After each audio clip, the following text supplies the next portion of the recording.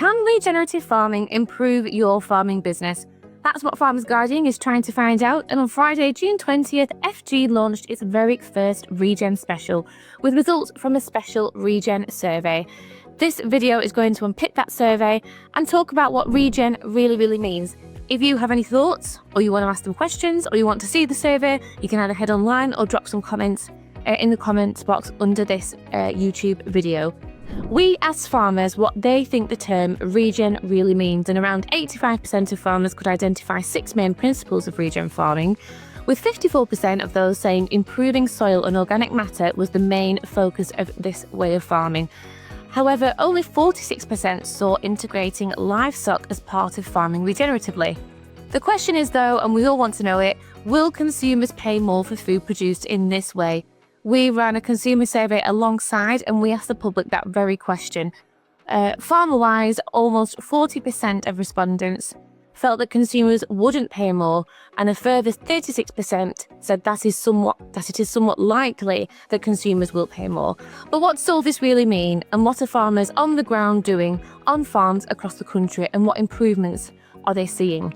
We heard from one Cornish farmer, Anthony Ellis, whose farm has been farmed in a way for many years.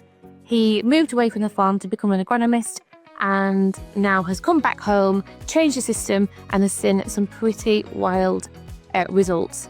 He said, in the late 1990s and early 2000s, everyone was told to specialise.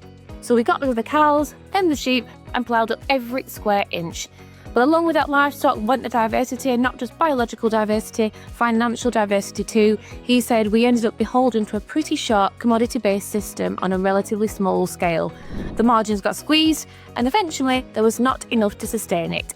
After working as an agronomist, he came back home and introduced sheep back into the rotation, and he's working towards better fertility, organic matter, and improving the soil structure and health through various methods. He is also trial feeding willow to the sheep. Now, we had a pretty in-depth feature about this on FG a few months ago, so if you're interested in that, you can go and check that out as well. I also wanted to share some improvements that farmers are seeing.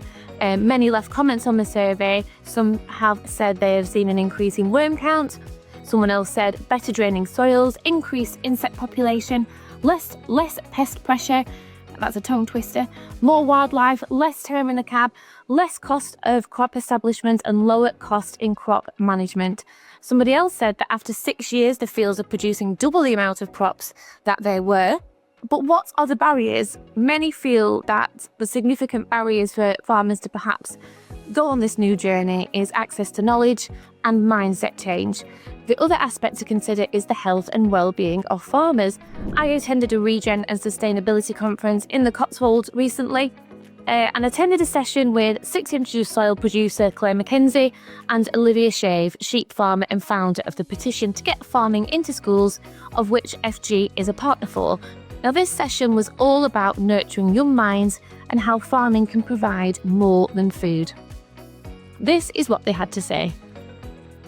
It was a very tender session, and I did caveat that to the crowd that people would be sharing some quite personal stories, not pushing anyone on it, but everyone seemed to feel comfortable enough sitting down on the ground under the trees, looking out over the most phenomenal view in the Cotswolds, very special setting under a tree, just feeling rooted. So it was like, that was all about that, feeling rooted, feeling grounded, how nature can do that. You can also read more about this on FG and check out the feature from former Nuffield scholar Dan Smith, who is now a tenant farmer on a large estate built to bring people together through regen principles. And finally, we have a new regenerative farming blog starting next month with Silas Headley.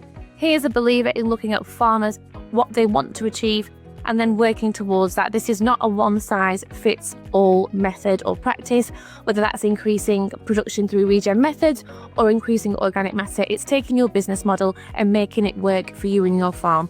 There's so much more online, so head over to the Farmers Guardian website to see, and there's also a brand new Regen newsletter that will come out monthly, so head over to the website to sign up to that as well. Don't forget to subscribe to our weekly podcast, which comes out every Friday, plus our daily Farm New 5 podcast to keep you up to date with all the latest news and headlines. If you have any thoughts on the survey or on regenerative farming, please get in touch, let us know. We always want to hear from you, but we really hope you enjoyed this special, and there'll be plenty more on Regen to come.